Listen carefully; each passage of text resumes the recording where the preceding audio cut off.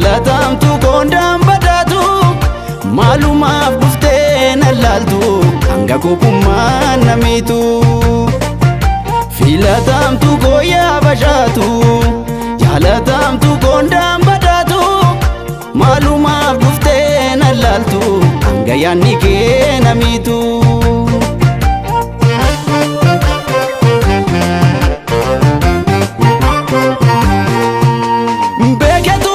jala tolcha gurraachi olii waaqni tokkicha faayessi uume adda naatoo faana waa mara qabda erguman si argeetirraa kanan si jaaladhe beekuu baatullee mee maal kabare yoo na hubatte dhuftee naaf onneen na boqatte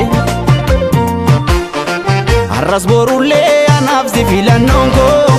harka citiin jireenyaaf gammachuun koo har'as borullee anaaf si filannoon koo si harka citiin jireenyaaf gammachuun koo waaqa roobuu qorra karfaffuunsa naman jibsu naaf suma dawaansa jaalalaan waloo ibna bultiidhaas koo waliinaadhaan namnu mi'aasaas laalaggaa bubbee ji'a sadaasa waldhabuuta siifachi nuraasa jaalalaana dhaabbannu bultiidhaas yoos waliin gannan dhabnu mi'aasas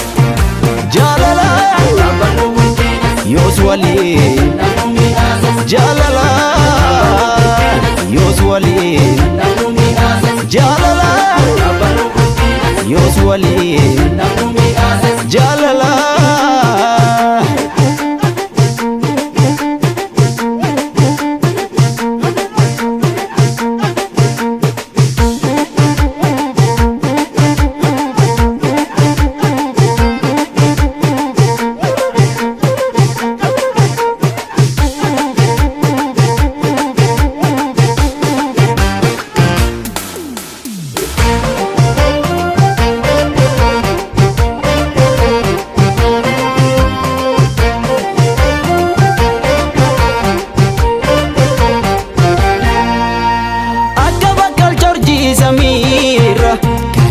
akka biiftuu barii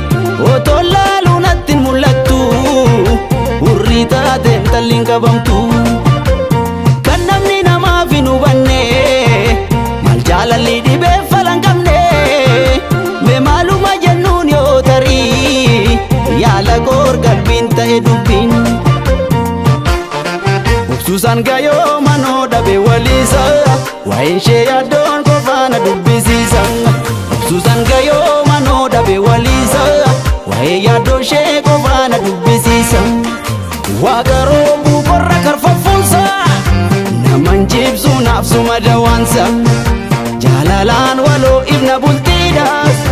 koo waliinaadhaan namnu mi'aasaas laalaggaa bubbee ji'a sadaasa waldhabuuta siifachi nuraasa jaalalaana dhaabbannu bultiidhaas yoos waliin gannan dhabnu mi'aasas jaalalaan dhaabbannu bultiidhaas yoos waliin